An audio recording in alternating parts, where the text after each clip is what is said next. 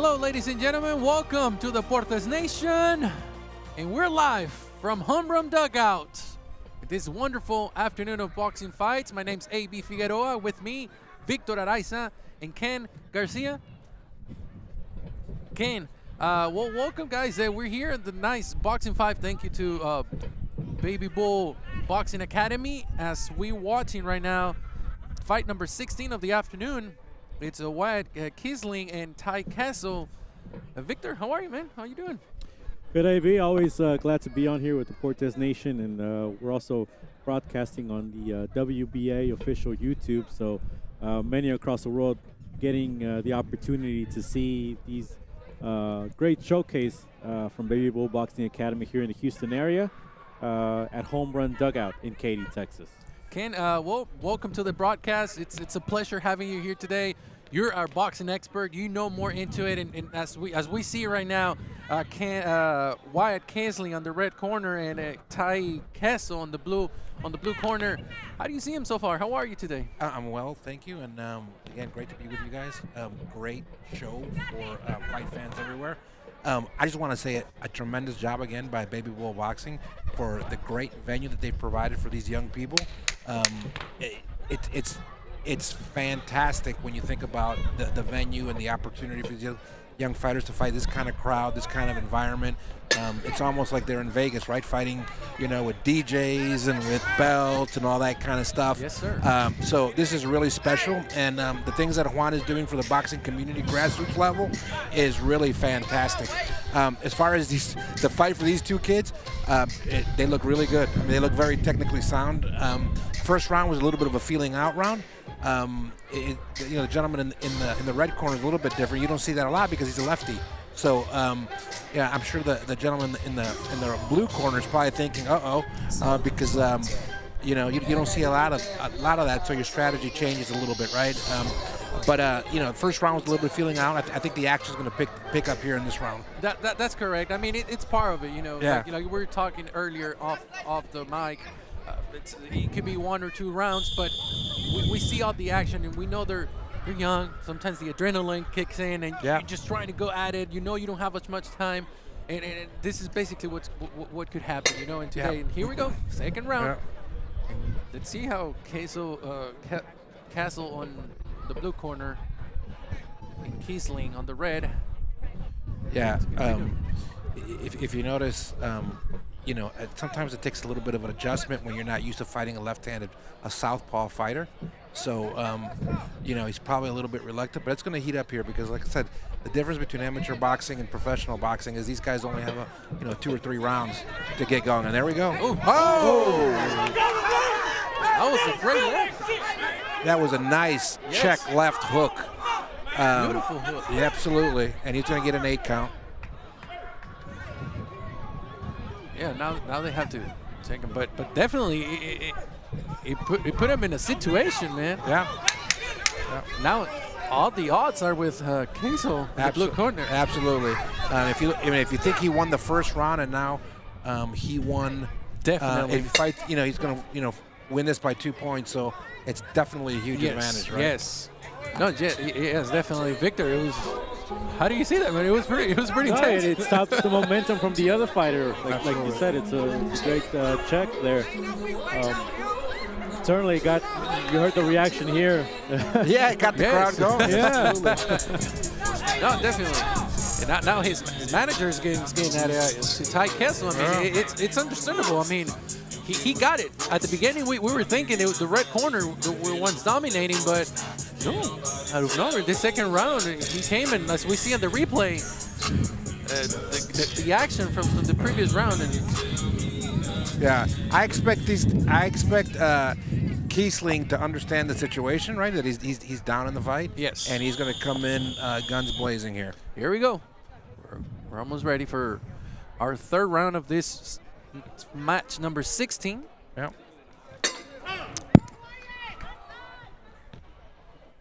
Oh, that's it. Okay.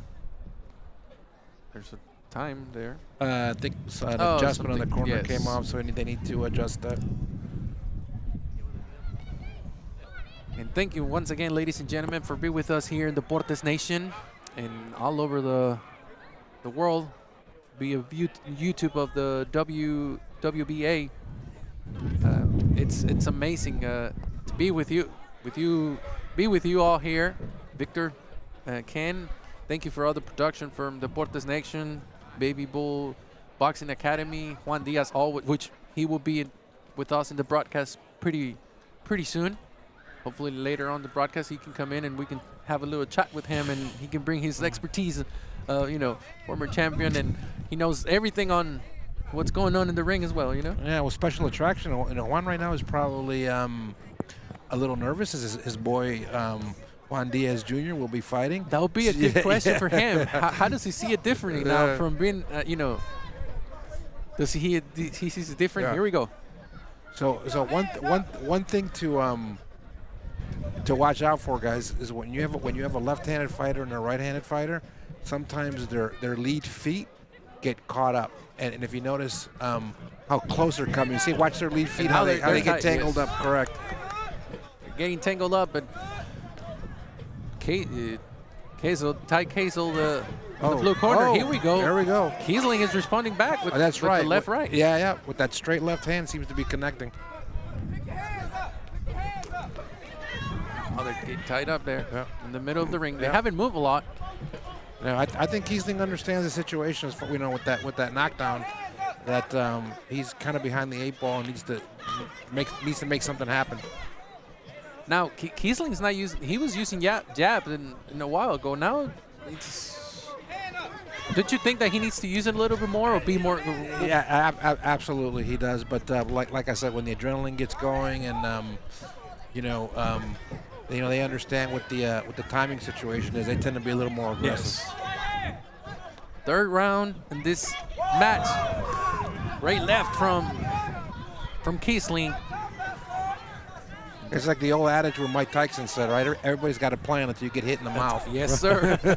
and we can all agree on that. From here, down here, it looks amazing, but being up there, it's a different story. It's a great right hand there. But neither fighter shying away. They're both giving it their all. I think it's been more back and forth than any of the other fights we've seen today. Oh, yes. And the people are into it, man. The people are getting into this fight. Last in seconds. Here we go. This is a moment where you have to give it all, give your all. Yeah.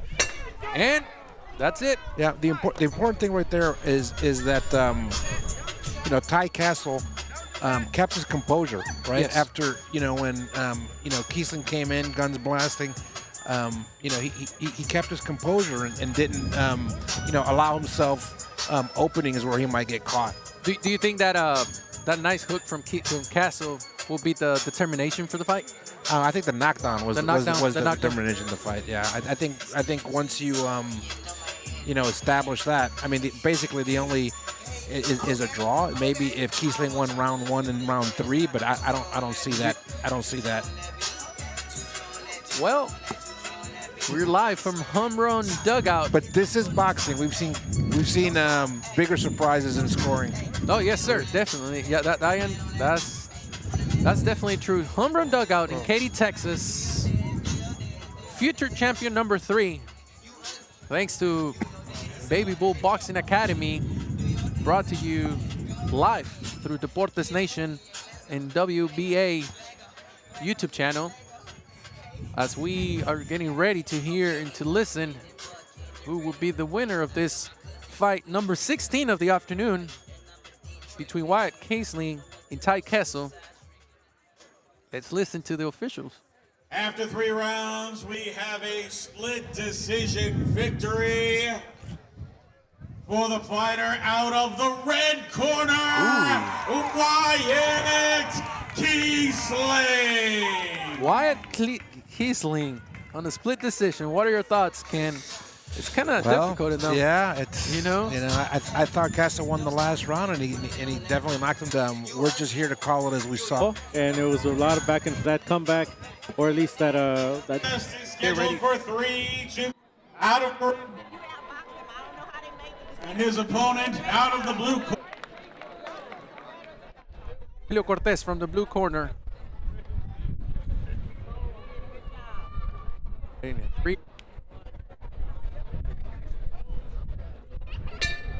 Here we go.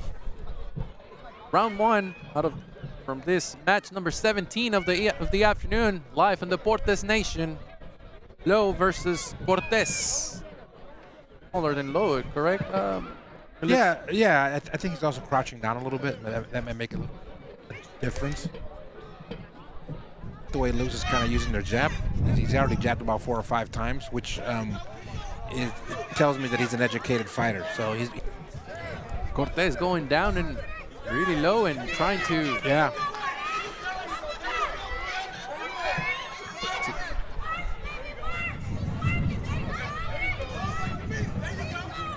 Intensity from Lowe too. Yeah, the one thing I'd like to see from Cortez a little more head movement. Yes. His head is pretty straight, and I think Cortez going with the right, left, 1-2, 1-2. Yeah. He's really putting pressure. Last 10 seconds for this first round. Let's see if we see any surprises, but so far Cortez is doing a pretty decent job. Yeah, he's definitely the aggressor when he's boxing versus brawling. So, you know, hit, move around, hit, move around, hit, move around. I think he's probably a little bit better that way, but we'll see. I mean, it was a very good round. I thought Cortez probably was more the aggressor, landed a few more shots in that round. No, definitely. Victor, your thoughts? Yeah, neither fighter was shy in that first round, I think. Right in front of us. Yes. As we get ready for round 2, the second of 3 rounds. Yeah, a couple of good stiff jabs by Cortez. Yes. Lowe from Cortez. That movement that you're talking about, it's working in him. Yeah.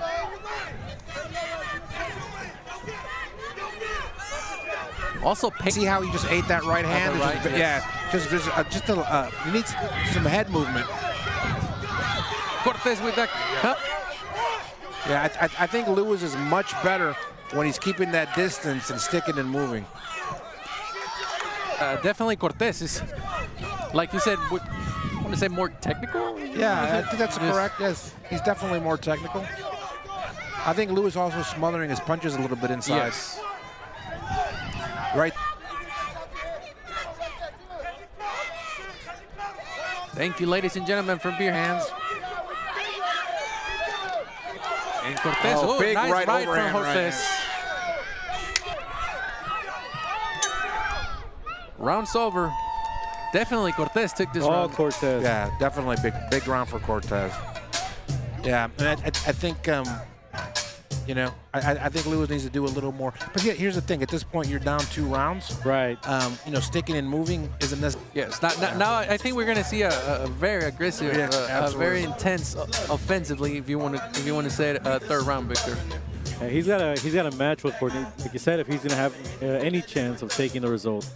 Definitely. Once again, his manager talking to him, and he knows he could take this fight if he really. By the way, guys, Gator Boxing, are we foreshadowing of University of Florida win over the Houston Cougars? Or we're hoping that it's going to be interesting tomorrow.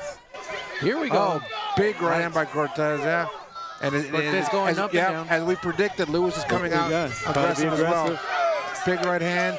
Good body shot. Oh, nice combination by Lewis.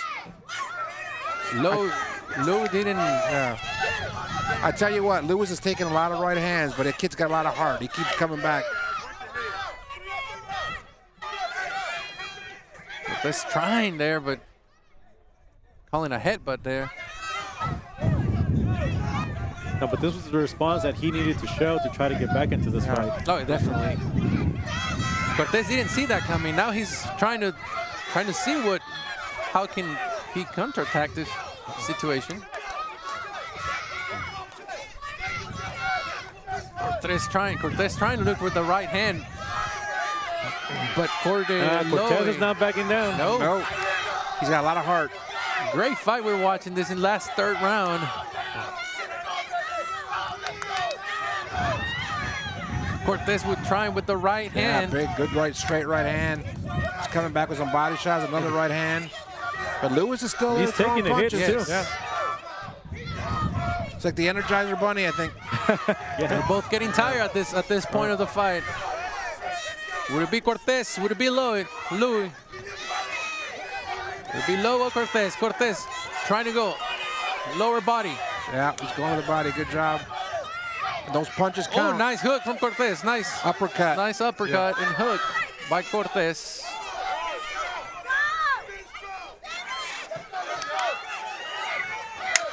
And last 10 seconds of this match.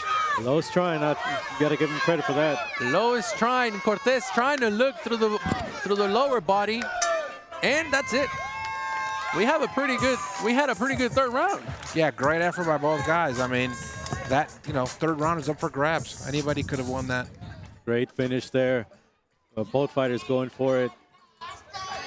Both of them got to be proud of what they're brought here today. Yeah, great effort by both guys. I agree. So, your thoughts on this? Maybe Cortez or yeah, I think Cortez. I think the first two rounds were Cortez, and the third one is debatable. Yes. I think in my opinion, but hey, we've seen some surprises, some surprises already today. So, but definitely what Lowe showed at the end, it was more of aggressiveness, or I'm going for it. I have nothing else but to do that. And Cortez definitely showed more. It was more technical, like we said, and they're both definitely great fighters. And let's hear from what the officials have said. After 3 rounds of great action, these two young athletes, tremendous competition. We have a unanimous decision for the victor out of the blue corner, Rogelio Cortez. Yeah, Lewis is a little bit disappointed. You can see, when you're a competitor. Yes. You think you've did it, but I think I agree with that decision. I think Cortez, landed the cleaner punches. Definitely, and cleaner, and he was more accurate as well. Definitely a good match and great win for Cortez. Yeah, Cortez was better overall. Restoring some pride here for the blue corner. You go. Well, we also have our colleague Laura Gomez. She's with us here, and she's gonna have us another aspect of the fight. Laura, how you doing today? Welcome to the broadcast as we waiting to start our 18th match of the afternoon. Laura, if you can hear us, I think we're having some technical problems with Laura Gomez right now. But guys, definitely great event, great matches, and we still got some more to go. But let's see what we hear from our intermediate male 95-pound division. Out of the red corner, representing Pequeños Boxing, Malachi Rodriguez. And his opponent out of the blue corner, from Gator Boxing, Mario Garcia.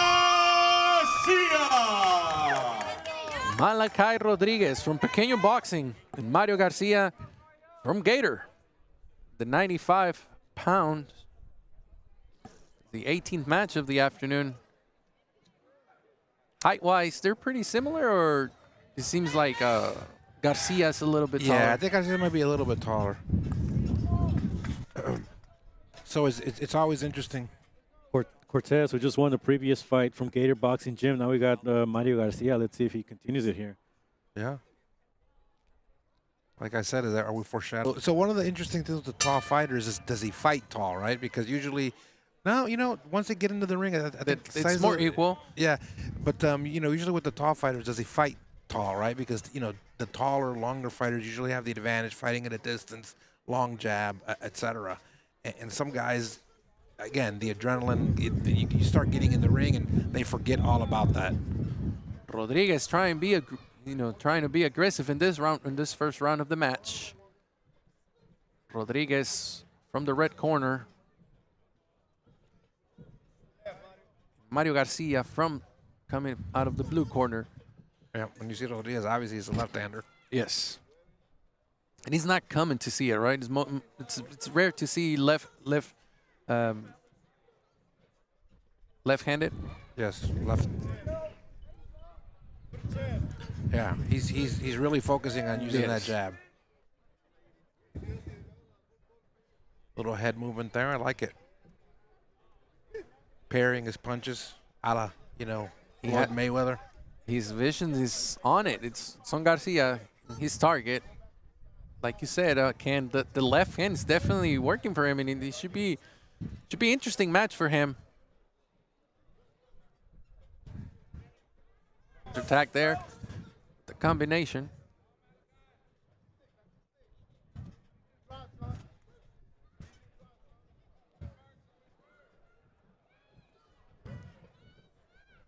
Boxers measuring each other. Yeah, one of the interesting things about these fights too, guys, is there's not much preparation, right?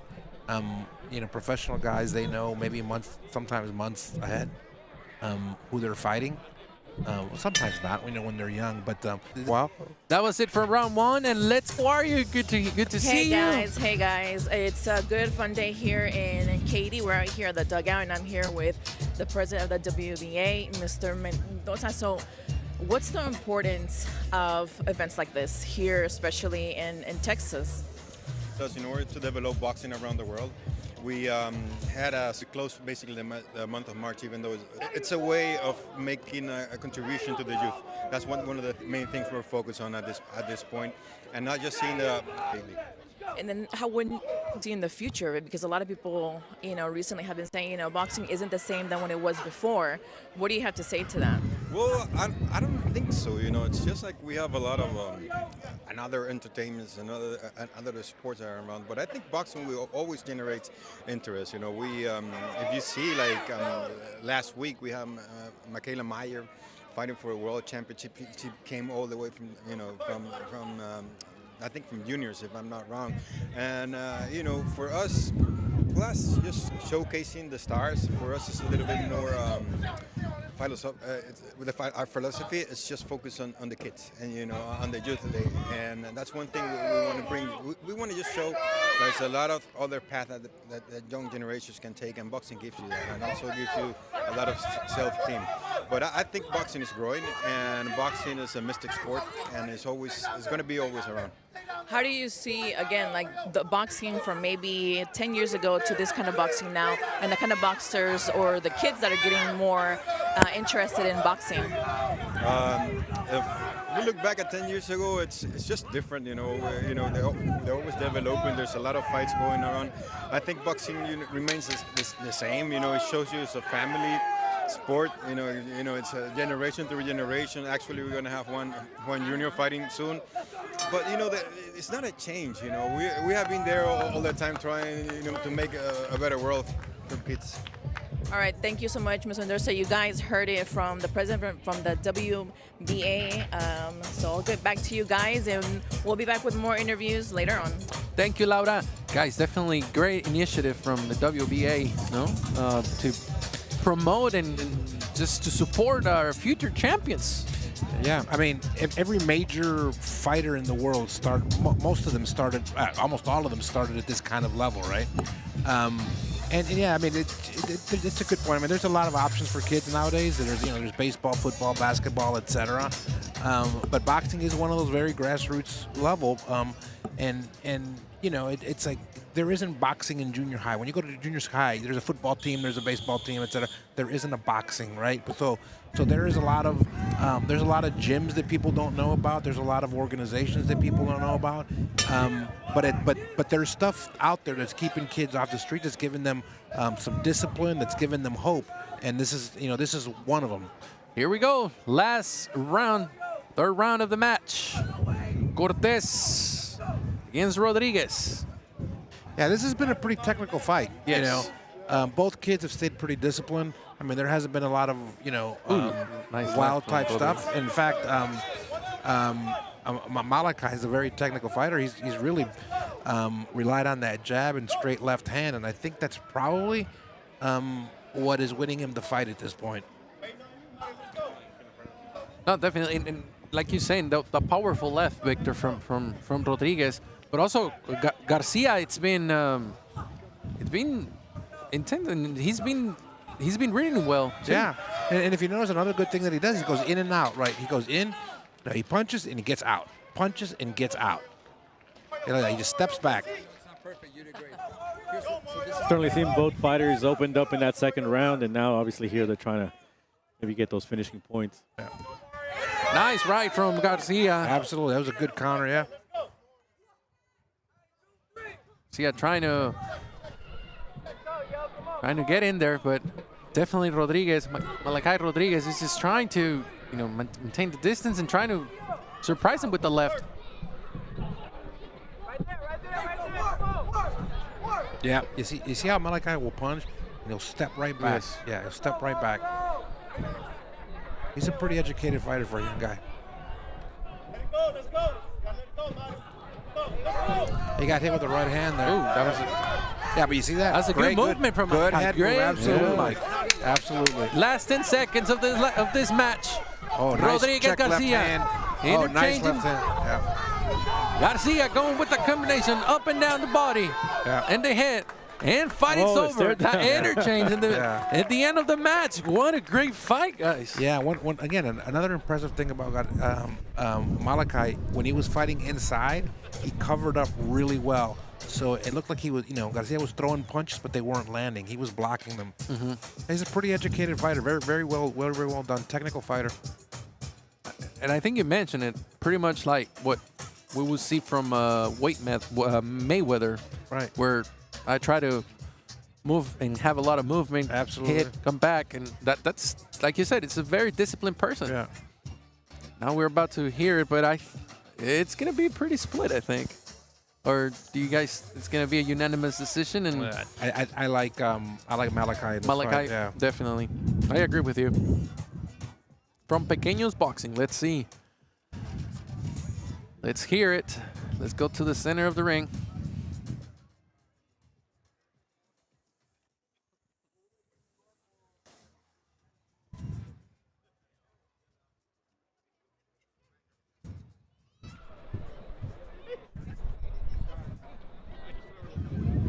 Three rounds, we have a split decision in favor of your winner.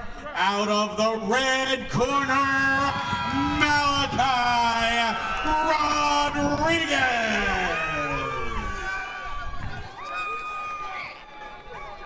Both guys had an argument, but I think the right fighter took it. I think Malachi did a little more. With more action on the other side here. Definitely, yes. It was a great match. Great 3 rounds, and I don't think we can disagree with the.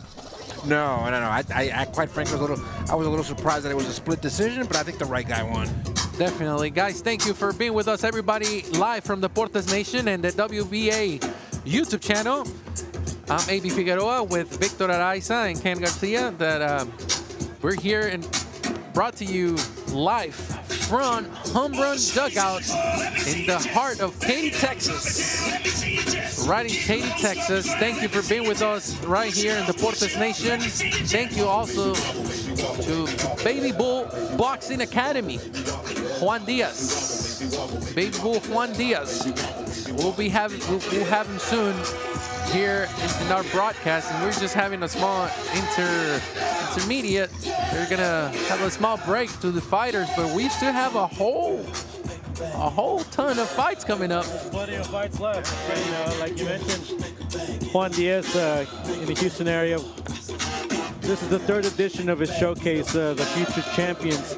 Obviously, the previous 2 taking place in his boxing gym down in Fresno, Texas. This one coming on the road here to Katy, and I think it just gives it a different vibe here at the Home Run Dugout. Certainly a lot of families out, friends. It does give it that familiar atmosphere, that support. And I think the spectacle has been great today. I mean, we've seen some entertaining fights, some more frontal than others, but certainly I think if what's left ahead is anything to what we've seen already, we're going to have a great ending. No, definitely, Victor. And like you said, a lot of great matches. And I want to say the sun is actually helping out a lot. We were here since the morning, and it was very windy. It was getting a little colder, but now with the sun, it feels amazing. No? Yeah, it's a rare cold day in Houston, but it's heating up inside and outside of the ring. Yeah, absolutely. So,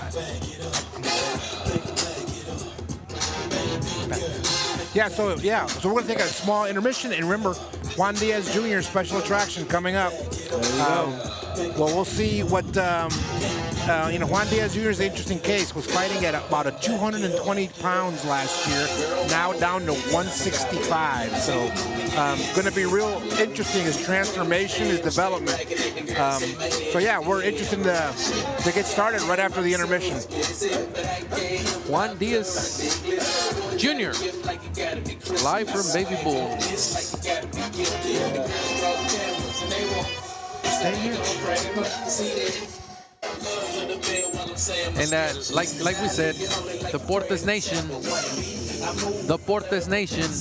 brought to you live, home run dugout, as we see the champions of the night. Some of the champions that have already featured here today, and you see the belt that goes to the winners, surrounded there by friends and family.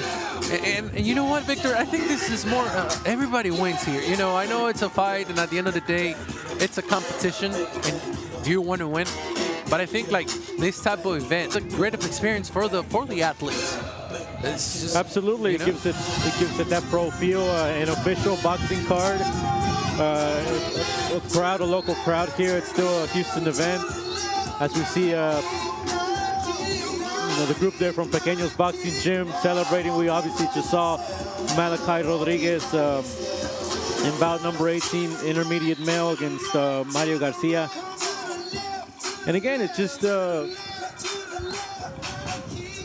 reiterating here the Future Champion Series put on by Baby Bull Boxing Academy in Houston.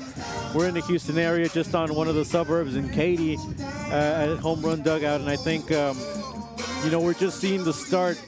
Even though we've already seen 3 of these events, we're just seeing the start of what this is beginning to be, this showcase.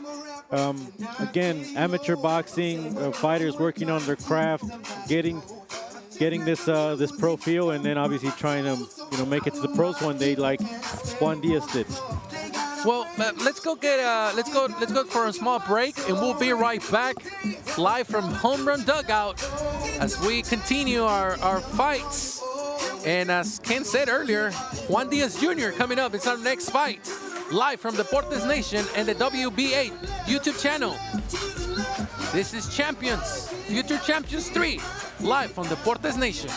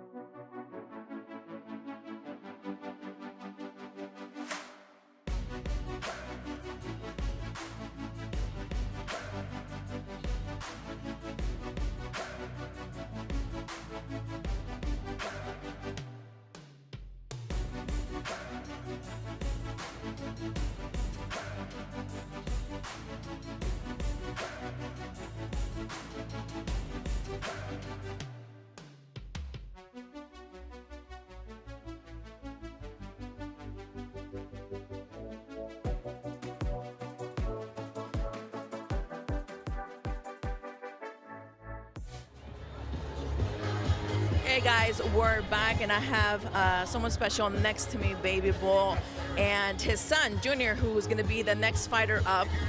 I want to talk to your dad first because he's your image control. He's everything control.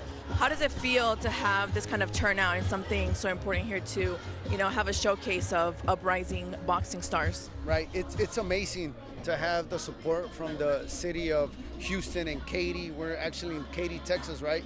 But it's just amazing to have the support from all the parents, grandparents, uncles, aunts that are here to support the youth, right? And that's why we're doing it. That's why we're doing it today, to give the youth an opportunity to showcase their talent and all over the world. And I know you probably don't remember, but I interviewed you several times when you were still in the ring. And now I know how you feel when you're in the ring, but how do you feel now having your son being the one that takes, the action inside? Yeah, he just had to leave. He has to get ready for his fight, but I'm just excited that, Juan Diaz Jr. is taking over, and is going to be the next world champion. How do you feel when you see him up there?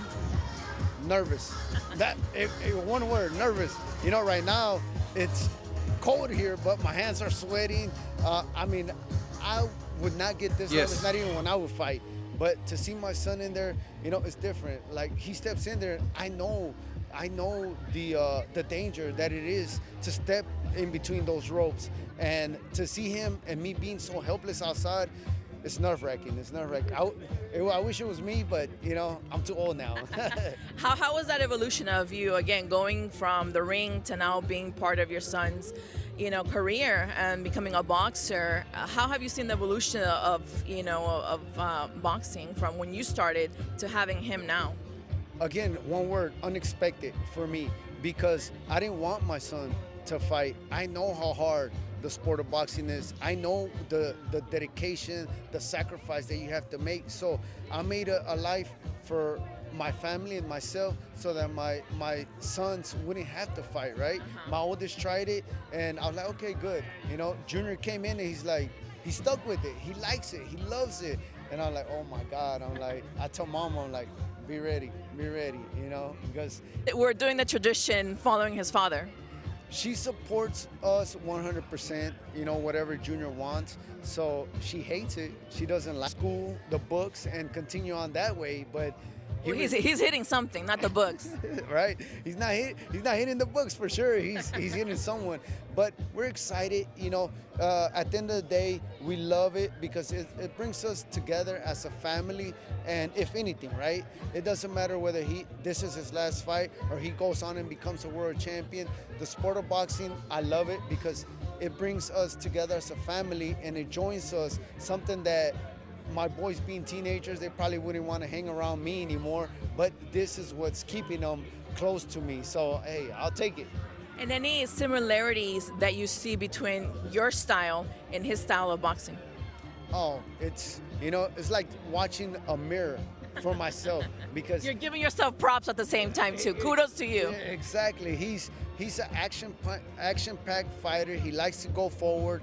Now, there is one key difference here, and what I believe is going to make him not a good champion, a great champion, is the fact that he has something I didn't have. I was fast, I had a lot of conditioning, but I didn't have that one-punch knockout power, and he does. Man, when I tell you this boy can punch, he can punch. I got in the ring with him and spar a few times, and it hurts. It hurts. Okay. Yeah. All right, guys. Well, you heard it here first with his dad, Baby Boy, and we're going to see Junior take the ring in a couple of minutes here. And I'm going to toss it back to our guys at our ringside and to see what other information and more details about your son's fight, and let's see what happens.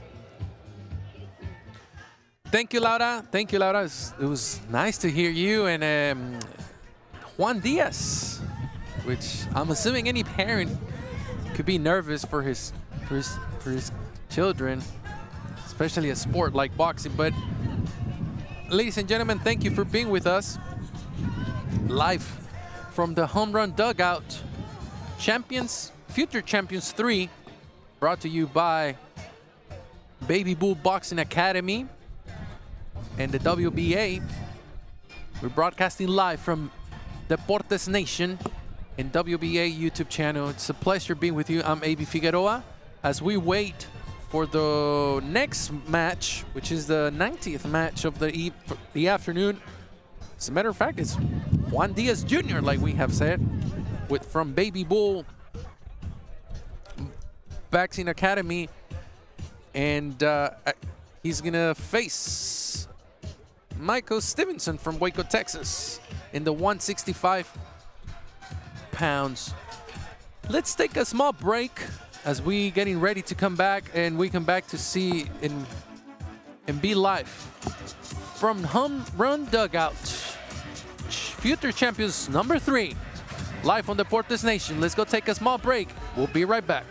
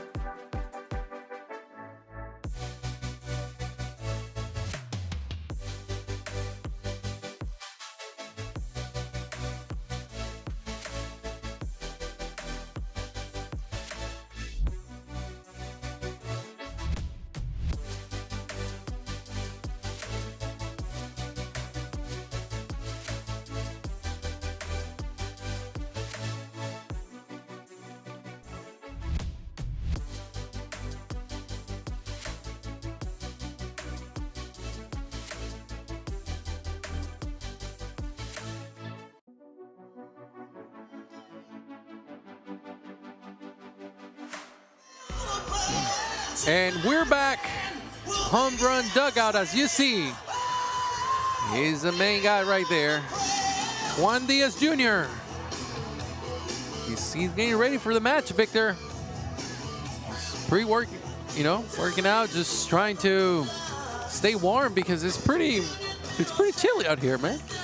Yeah, but I'm sure he's going to be up for it. As we said, it's heating up inside the ring and certainly outside the ring too with the sunlight. Juan Diaz Jr., as Ken Garcia was telling us earlier, coming down in weight, so that's going to be a challenge for him, a different challenge. But I think, again, we've seen him fare well in both of these former edition of the Future Champion Series. This is our 3rd edition, so he's obviously going to come out here a little more seasoned, looking for the victory like in the previous occasions, and it's always a good show when Juan Diaz Jr. hits the ring. Definitely, you could see it in Juan Diaz, and as he was speaking with Laura earlier, and he said, even it's cold, my hands are sweaty, and I think that would always going to be an issue for a parent, He's nervous. His son is on the ring, but I mean, I think 90% of the time, if your child, your children see what you do and they see that you love what you do, they're gonna end up doing it. I'm pretty sure Juan Diaz Jr. the junior grew up watching his dad and everything that he accomplished and everything the way from where he started to all the way from what he's been up to, and definitely it's been good. And it seems that he's developed his own love for the sport as well. I believe. I think that's kind of what we see in some of his fights. Again, certainly we're going to be able to see his ability here on display shortly. But I think that's part of it too. The fact that, I don't think it's something he's doing just to appease Dad. I think it's something that, he's doing as maybe to get into a career himself, and we're certainly seeing the first steps of that here or we've seen it here in the Future Champion Series with Juan Diaz Jr. Kent, Juan Diaz Jr., you've seen him grow. What can we expect from this guy tonight or today? So very aggressive. So one of the things that the team's been trying to get him to do is to be a little more patient, right? Use his jab, become a little more technical. He's always going to be aggressive, right? It's kind of in his blood. That's what Juan Diaz did, right? But in kind of his previous fights, he's a little too aggressive, right? Where he forgets, the technical portion and just goes in there and tries to slug it out. And I think one of the things that the team is really, really working with him on is becoming more technical, using the jab, fight in, fight out. But once you get in there, like I said, the adrenaline goes going, the genetics, because the way Juan fought. But that's going to be one interesting thing. Now his development has been incredible. Like I said, he was at 220 pounds maybe a year and a half ago. Now he's fighting at 165. So that gives you an idea of what kind of dedication he has now for the sport, right? So now it's all about, okay, you're in shape. Now let's work on some of these technical, issues that we might have. Juan has said he's a little bit different fighter physically than Juan. He's bigger. I was going to ask you that. he's bigger boned. He's just a bigger frame than Juan had. But their mentality, once you see them fight, they're very similar in terms of the aggressiveness, but Juan became a very disciplined fighter, very technical fighter, not just aggressive, right? Great jab, great hand speed, etc. And it's going to be interesting to see what the progression of Juan Diaz Jr. is. And you have to have it all, man. I mean, I think, like we were saying earlier, from where Juan Diaz Sr. or Juan Diaz's dad started to where everything he accomplished, he went through a good process, and his kid Juan Diaz Jr.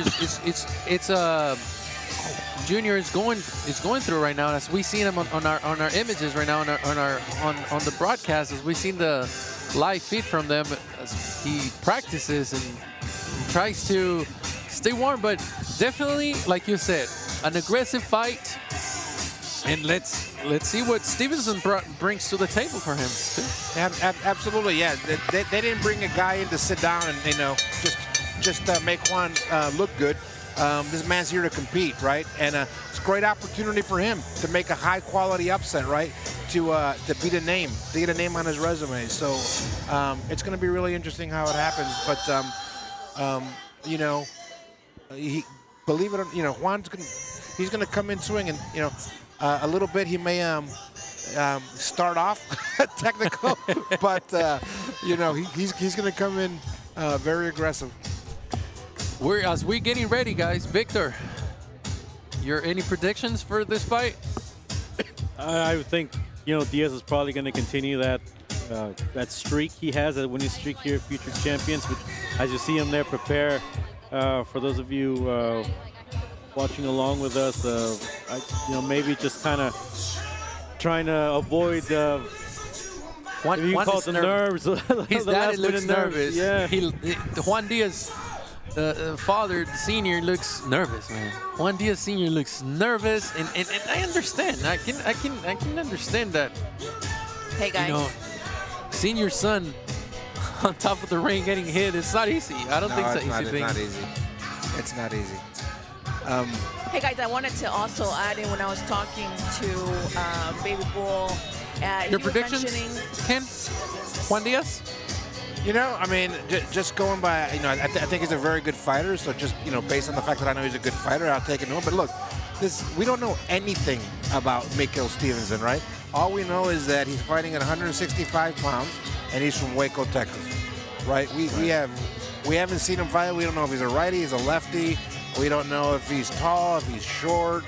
You know, Definitely a great challenge for Yeah, Diaz. absolutely. So we don't know anything about him. You know, I do know that you're not coming from Waco just to lay down, right? You're coming, you're driving 4 hours because you want to fight. So.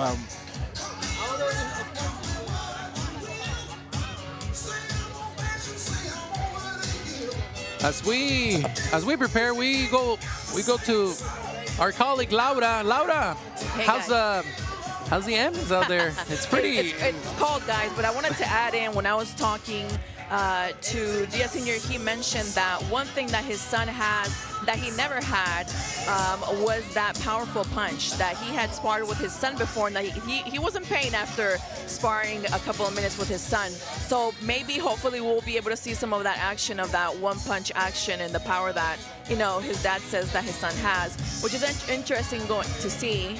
And like you mentioned before, that he's more nervous now for his son than he ever was whenever he was inside the ring. So that's always interesting to see. You know, I've covered boxing for many years, and I got to see several fights of Baby Bull. So it's going to be exciting to see the legacy of this fighter that has been in the, you know, boxing ambience for so long, and is continuing to make it grow. And to see his son, it's going to be nice to see and enjoy this fight. Laura, and you had him really close when you were talking to Juan.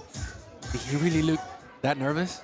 He's really nervous. I mean, he said it was cold, but his hands were sweating. So let's just say that's the level that he's at right now. And like you mentioned before, whenever you see your child or a family member obviously getting hit, he said that he would have rather, you know, have his kids, you know, go to college and maybe hit the books and not hit another human being like he did. But, you know, here we are. And he said that this son actually stuck to boxing, and that he didn't want to say no and didn't want to say yes, but just let it flow naturally. And here we are, you know, watching his son fight again. Thank you, Laura. Guys, we're getting ready as Juan Diaz Jr. is walking towards the ring. Great fight. Great fight. It's waiting for us in the 165. Juan Diaz Jr. from Baby Bulls Boxing Academy is facing off Michael Stevenson from Waco, Texas. And there you guys have it. Juan Diaz Jr. Accompanied in the ring by his uncle, Jose Diaz, who also was a very good fighter, and the Pit Bull. It runs in their blood. It runs in the blood. Michael Stevenson from Waco, Texas, out of the blue corner. Couple thick kids, right? They both look pretty well put together. Yes, that's a good observation, and it's truly right. And 165, and it's a great point that you brought, Kane, about the 220 pounds. He came down to 165. Like you said, dedication that Diaz has. Absolutely. For the sport.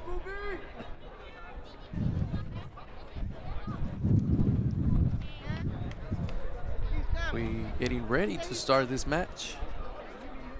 Thank you, guys. Thank you, everybody, for being with us and live from the Cortez Nation and the WBA YouTube channel. We're live from Home Run Dugout. We're like in the middle of the diamond, Victor. The ring is right in the middle of the diamond. Sure, and let's see what these boxers pitch at each other here. I think we can see both of them anxious to get this one started. Hear the bell ring. Do you think the nerves, the anxiety and the nerves gets more as you're waiting to the bell? Like right now they're taking longer for the bell, and now, you know. Yeah, absolutely. I think you zoned out. Once that bell rings, the nerves go away. Once you land that first punch or get hit that first time, you're ready to go. You're ready to go. Absolutely. Once you feel the first punch, you're like, oh, this is real. It's happening. Yep.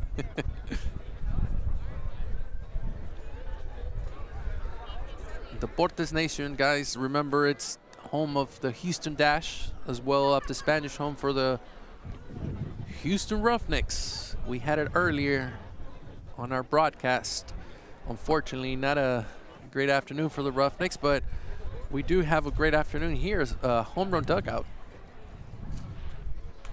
As we're almost, the officials trying to get ready to start the match. Yeah, good crowd, good atmosphere, a lot of family and friends.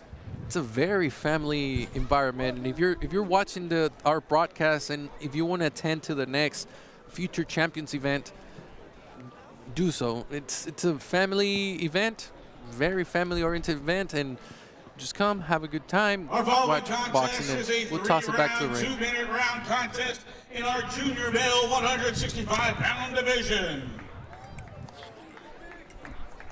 Fighting out of the red corner from Baby Bull Boxing, Juan Diaz Jr.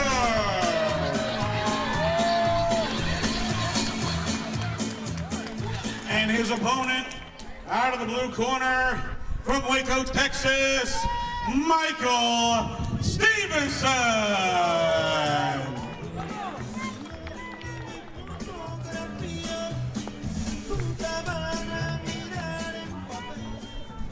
If you guys, that song, Jefe de Jefes by los Tigres del Norte, was Juan Diaz Sr.'s entrance ring walk song. So, And here we go, round one, live from Home Run Dugout. Diaz Jr. versus Stevenson.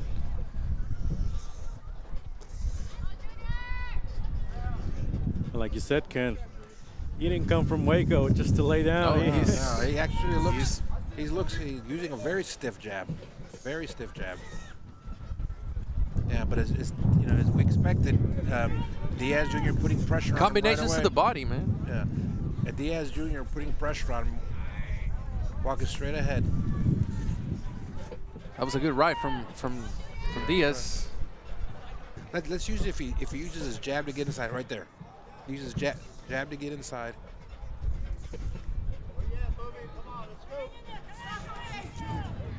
Great. Yeah, good body shot by Stevenson. Ooh, Stevenson with the 1-2, but Diaz is trying to answer back. One thing that you hear, you don't see, you hear, is the way those shots hit by these two guys. They both have heavy hands. Oh. Hit him right in the arm. Yeah, good jab by Junior. Junior with the 1-2. The lower body. An overhand right by Stevenson. Another overhand right. Ooh, nice, nice left to the liver by Junior.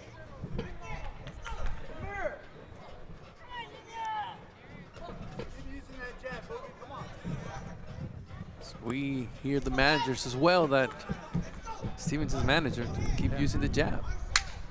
Last 10 seconds. 10 seconds in this first round.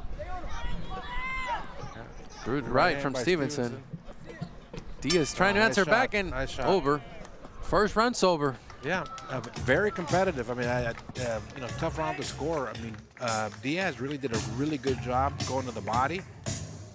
Stevenson landed a couple of overhand rights. So it was a very competitive first round. Yeah, I think Stevenson gave it the right approach from the beginning. He, like we say, not backing down, trying to put his exclamation point on this first round, and certainly a good start. It'll be interesting to see the pressure that Baby Bull keeps putting on him, because he's always coming forward, right? Let's see what that does eventually.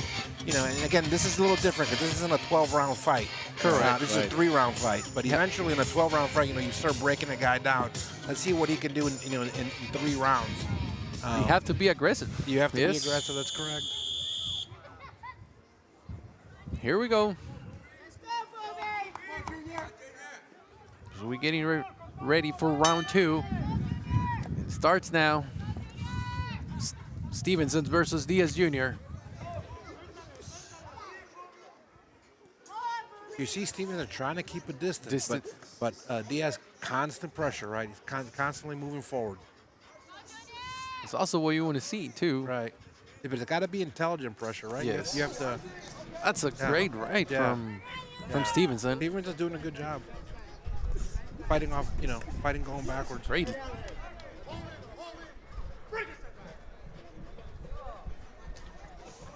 Stevenson with the He has a nice right. Yeah. Nice. He's moving southpaw right now. Yes. He's fighting southpaw.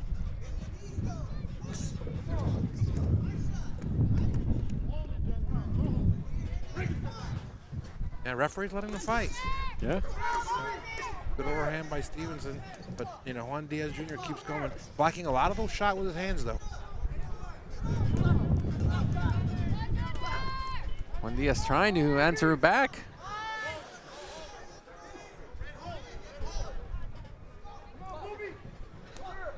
Oh, great uppercut. Nice uppercut, right. The people here, home run dugout. Oh, nice right hand by Juan Diaz.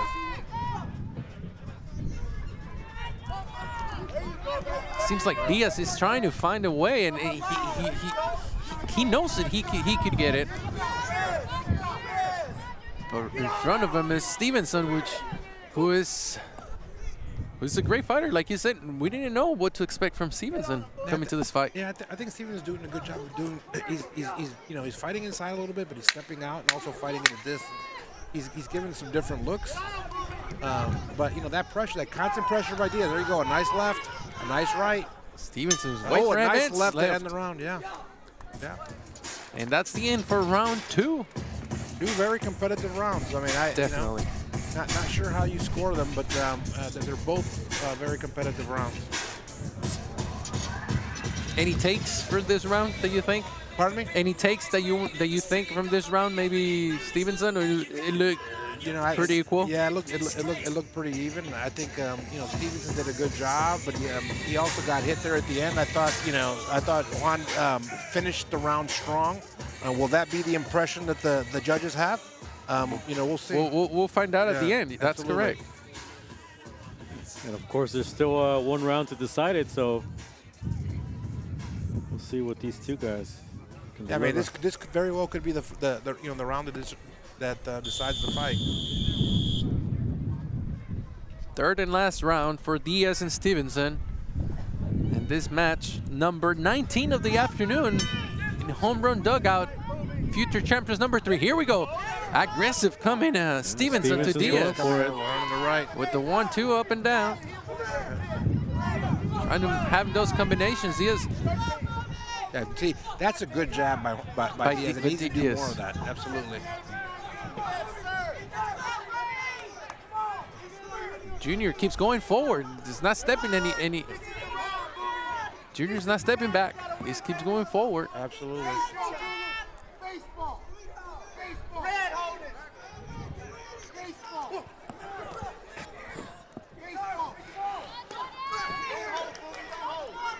Back and forth, back and forth. Yeah, Stevenson's doing also a good job of smothering Juan when he gets inside.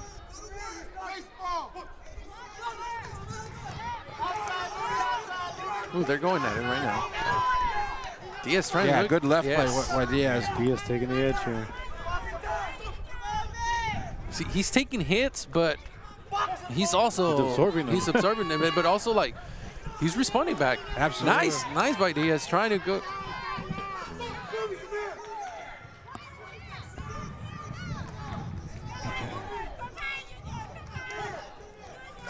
I think Stevens is getting a little fatigued. Yes. It's a good opportunity right here for Juan to steal this round. now or never. He's clinching. Yes. He's bending down at the waist. And his corner knows it. His dad, Juan Diaz Sr., and his uncle, Jose Diaz, they know it. This could be the chance for Right Junior. here, right here. This could There be you go, good. coming off the ropes. Junior trying to hit on those hits on the liver. Last seconds of this match. Diaz good with a great shot. left. Yeah. And fight's over.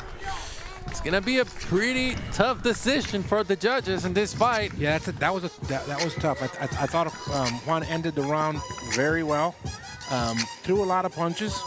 And even when you don't land punches, aggressiveness means something, right? That could sway the judges. So it'll be real interesting how this fight is scored. started to look like Diaz finished better strong. off there.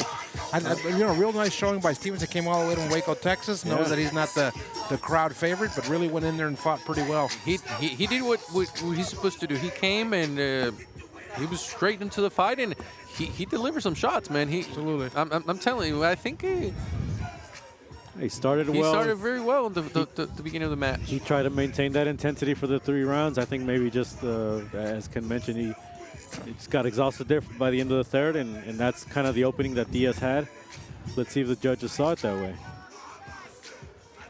Now let's take it back to the center of the ring to listen, to hear who will be the winner of After this match. 3 rounds, we have a unanimous decision for your winner.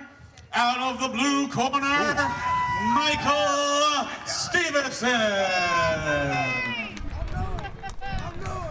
By unanimous decision, Stevenson takes the match. Yeah, a little bit of an upset, I think. But there's a lot to learn from here. Yeah, credit to both guys. They both fought out, but Stevenson came in here in enemy territory and fought a composed fight. And at the end of the day, looked like he landed a little bit cleaner shots. But hey, again, Juan Diaz Jr. is the kind of guy that puts a lot of pressure on you, and it's kind of a different fight for him in an amateur type situation with only 2-minute rounds, right? Because he's a pressure fighter. So, but yeah, I'm sure he's going to go back and clean some things up with his coach Jose Diaz and his dad Juan Diaz, and he'll be back at it. Definitely, Victor, a great match, and yeah, make the drive from Waco worth it there for Stevenson. And of course, I think he again had a good start. Maybe those 2 rounds were enough to make it 2 out of 3. In our junior female 114 and obviously take pound the division. decision. Our next match, junior female. Meeting out of the red corner from 409 box. And her opponent out of the blue corner from Rocky's Boxing Gym, Brianna Bautista. Junior female, 114 pounds. Brianna Bautista from Rocky's Boxing Gym, and Jana Freeman from 409 Boxing Gym. As we get ready to start our first round. And if you guys are wondering, that is Rocky Juarez, former United States Olympian, a guy that world-class fighter has been in the ring with some of the greats, Marco Antonio Barrera, Juan Manuel Marquez, Jorge Barrios. The best of the best, Rocky has been in there with it. Now, really one of the elite trainers. If you watch his fighters, all very technically sound. Some of the best fighters during these competitions have been from Rocky's gym. And we see it as Bautista. Brianna's delivering great shots on Freeman.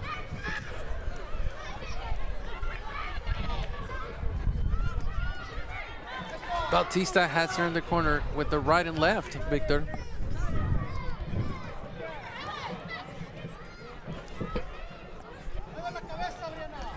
Brianna definitely delivering some shots, Ken. Yeah, if you notice one thing too, is that she's the one putting pressure on. And here's we got the tall fighter versus the shorter fighter, and the shorter fighter definitely putting the pressure on.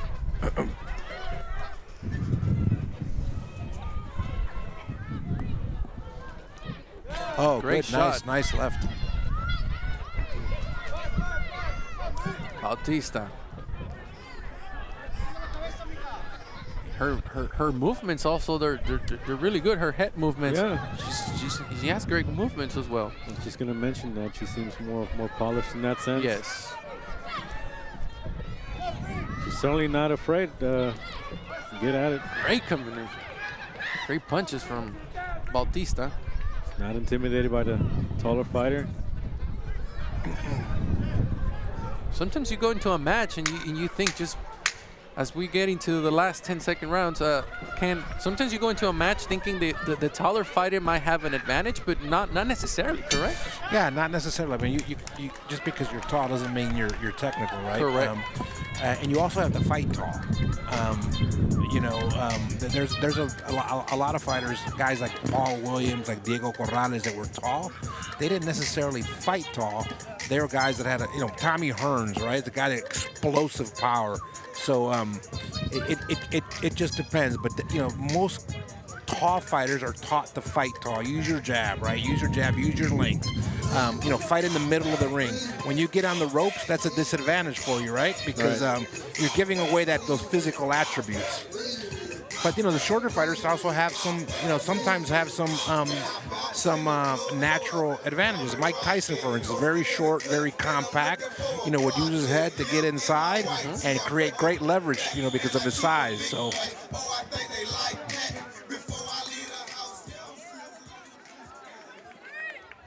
As we get ready to go for round 2, definitely Bautista. I think she took the first round of the match. Freeman trying to answer back. Bautista with a counter with the great 1-2. Oh, and she knocks her down. Oh, that kind of. I think their feet. I thought their feet kind of got tangled up. That's what it seems from. It is, but unfortunately, the rule, or fortunately, is that if you land a punch, even if your feet get tangled up, it's called a knockdown. Bautista with all good straight right hand.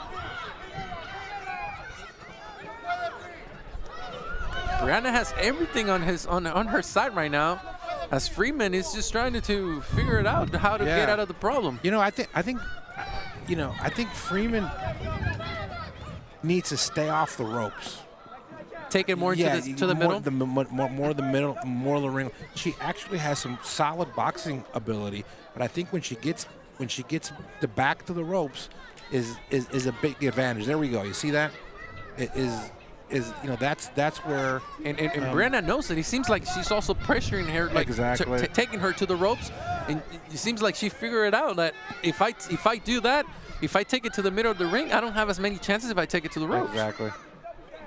Right there, you see she can use her jab in the middle of the ring, boom, boom, but right there she stops throwing and she's back to the ropes. Right there, she turned her around. There you go.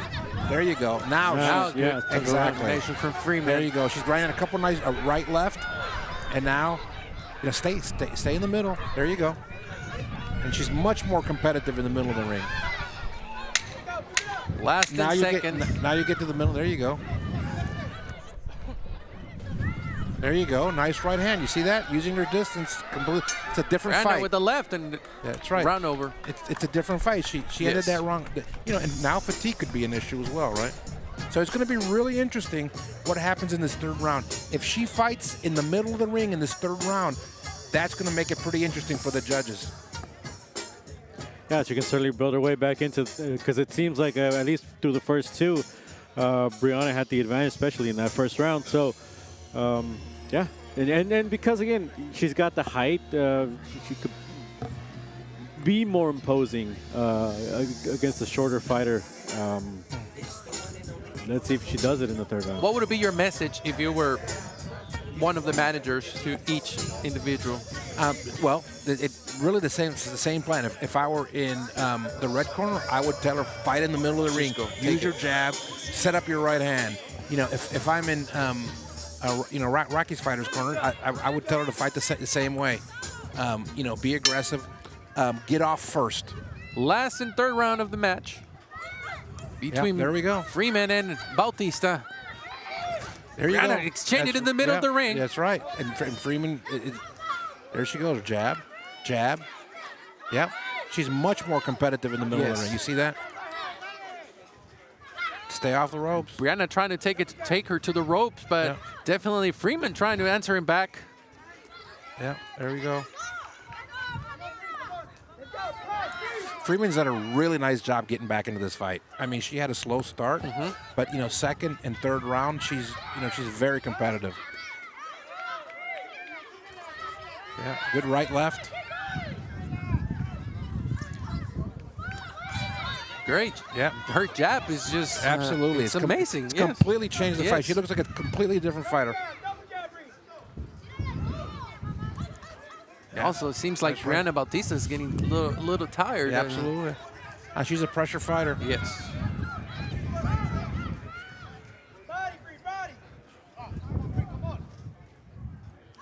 Nice right hand left. Yeah, Freeman's having a very nice round. Got good right hand from Brianna. As her corner screams to her, hit her in the face, keep it in the face, keep it in the Nice face. jab. Yep, now we're getting back, getting back. ropes. Yeah, we're getting back to the ropes. This is where Brianna has the advantage. Yeah, she's stuck in that corner. Oh, she got out. Yep. Freeman trying to answer him back. As we're getting close to finish this match. Thank you, everybody. Oh, nice for being with right us. by Freeman. Another right. Live from the home run dugout. Freeman's also done a nice job blocking punches with her gloves. And this match is almost over. They're starting to exchanging more. Her shoelaces are untied, and match is over. Good 2 rounds. I think the last 2 rounds were amazing. Absolutely, very competitive.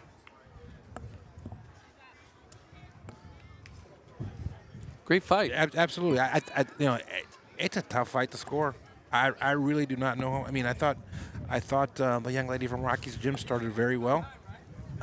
About midway through that second round, things started to change a little bit, right? And it was because Freeman started fighting in the middle of the ring using her jab, maybe some fatigue issues, but it really changed in that second round. So it's kind of like the tale of two things. There's 2 stories, right? The first half of the fight and the second part of the fight. Your takes, Ken? Yeah. Your takes? I'm going to say Freeman and a little bit of an upset. Yes. After 3 rounds, we go to Let's the hear judges' scorecard. And your winner via unanimous decision, out of the blue corner, Brianna Bautista. By unanimous decision. Yeah, I mean, I think She's probably disappointed. I think probably the way it comes down to is she obviously won the first round and maybe squeaked the second round out, and now Right. it's 2-3. So it's basically that second round is the bridge, right? Right. Whoever you think won that second round won the fight. Ken, thank you so much for being with us as we getting ready to the next match. Your last any comments though? Thank you for being with us and bringing us all your expertise on boxing. No problem. Thank you very much. Happy to be here, and look forward to the next event. Have a great day, guys. Ladies and gentlemen, Ken Garcia, our boxing expertise here in the Deportes Nation.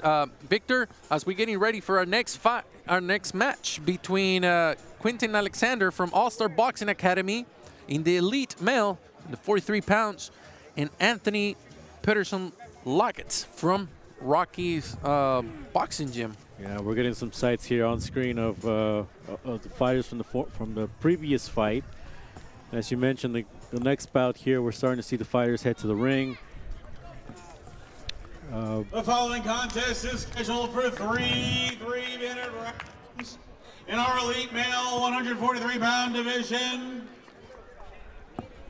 In the red corner from All-Star Boxing Academy, Quentin Alexander.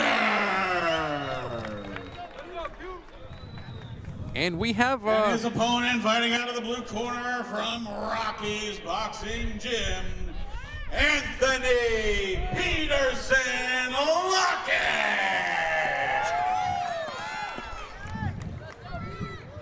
As we get ready for this next match, Victor, we'll welcome Andrew Kupolski. Andrew Kupolski. I hope I'm saying it right. You got Kupolski. it. Okay, Andrew, thank you for being with us. As he's gonna guide us as well through this boxing match. Andrew, welcome. Hey guys, what did I miss? Great, amazing fights. I'll tell you that. Great venue. The weather held out, a little windy, but beautiful day. Definitely beautiful day for this match as we go into our 21st match. Alexander versus Peterson Lockett. Oh, great left and take it in the center of the ring.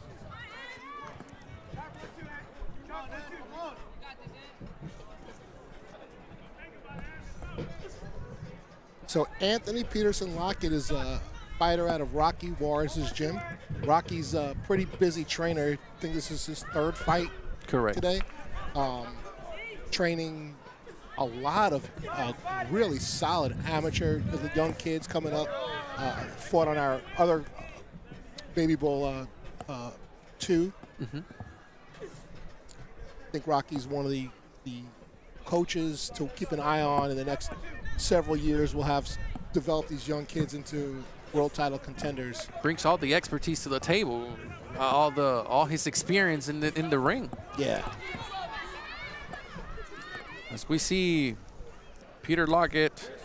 Both fighters here with a lot of energy to start the first round, and we've seen in the recent fights how important that can be in really determining the winner. And as we were saying earlier, Victor, the energy they bring, Andrew, the first round, it's just, you have to go at it. You know, yeah. Well, you know, this is the first fight on the card that's actually a 3-minute round. So these kids have been fighting, 1.5 or 2 minutes. It doesn't give you end of 3 rounds. So right. You don't have time, if you're watching professional boxing, to really develop and set a strategy. You just got to go out there and take it. There's no feeling out process. So you watch some of these fighters develop. Juan Diaz Jr., for instance, didn't get the win today, but I watched him from this fight to compared to what he was in the last fight. And he's becoming a boxer. So today it's a lesson. 2-minute rounds, it's really hard. It's a lot. It's not a lot, correct. So you just got to go out there and get it. So this is a 3-minute round, 3 rounds, a little more time. But you're not really going to develop a jab and wear somebody down. Oh, no, definitely. Peterson Lockett trying to get it and brings him to the ropes to Alexander from All-Star Boxing Academy. This is in the 143 pounds. They're trying to take it more into the center of the ring. Ooh, great punches from Peterson Lockett.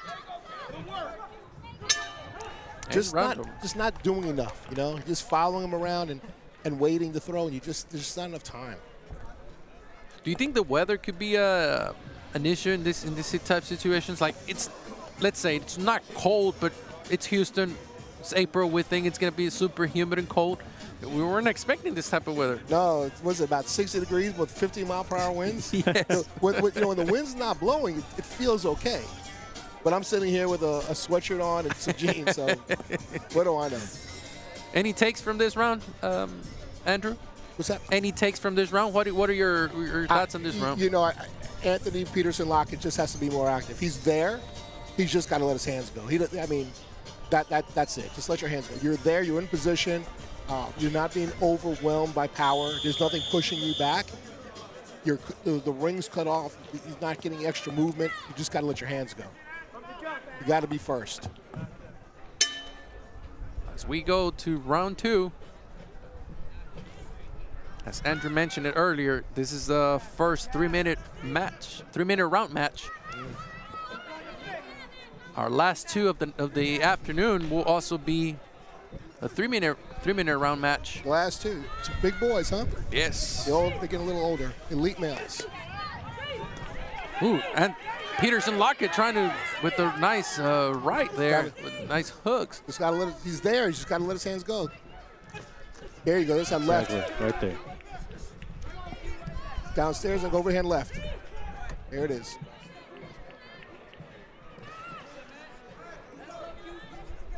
Good body puncher. I think Alexander needs to also would be better for him to take it into the center of the ring, correct? Yeah.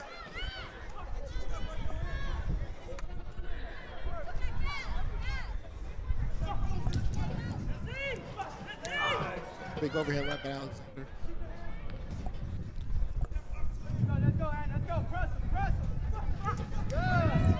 Straight left connected, a big straight left. Seems like Alexander could be using more his jabs, but he's not responding too much at it. There's an overhand left. That punch is there. He's trying to get out of the nice left from Peterson Lockett. That left is overhand left is there.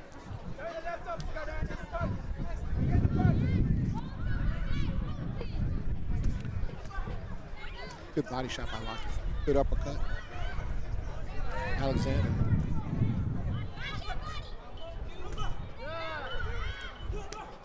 Good Great body shot from Peterson Lockett, yes. Yeah, Alexander just came right back to the same punch in the body.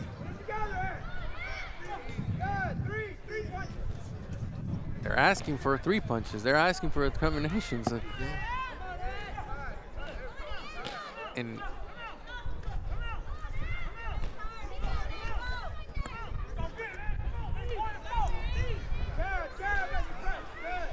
as you mentioned, Andrew, the 3-minute rounds kind of give you a little bit more of an argument in trying to build your case here for the judges. Yeah.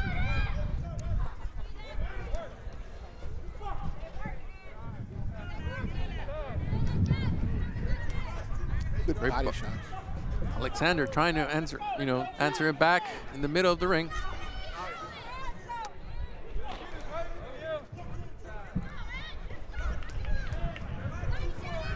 These are 2 very solid fighters. Yes. I like to see 3 more rounds. I agree. I agree.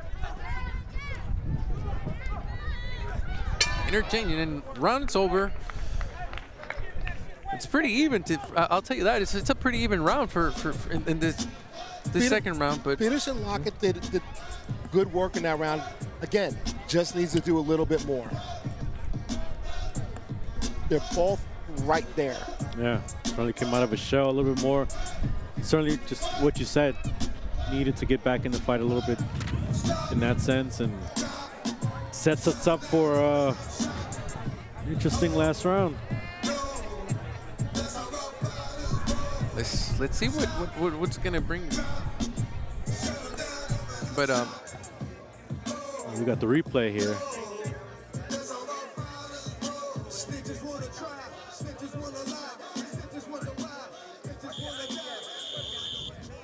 Alexander getting really uses that jab nice and goes downstairs to the body.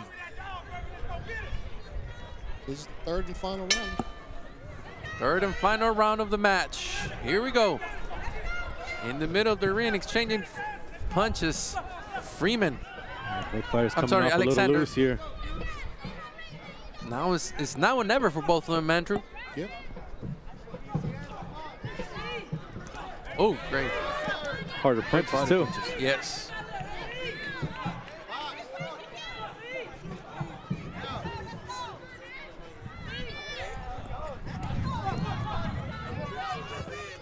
Alexander knows that if he takes it to the ropes, this might be a good chance for him. Alexander's really putting the pressure on, backing Peterson up. A lot of good combinations. Yes. Not letting Anthony Peterson throw anything back. Alexander, good Big body body shots. shot. Yes. Great answer from Anthony Peterson Lockett. A good straight left by Anthony Peterson. Oof. Those body shots actually, you can hear him. But those are the ones that yes. hurt. You can actually hear him all the way over here, ladies and gentlemen.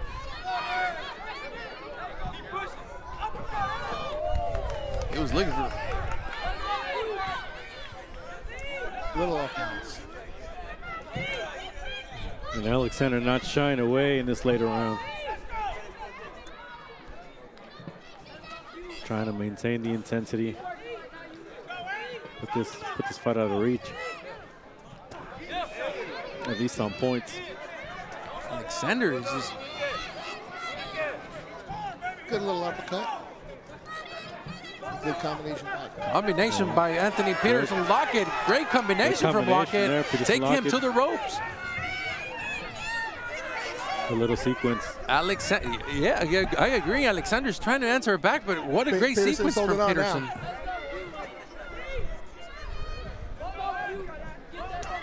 Good Great body shot. punches from Alexander. And he was trying to connect with the left.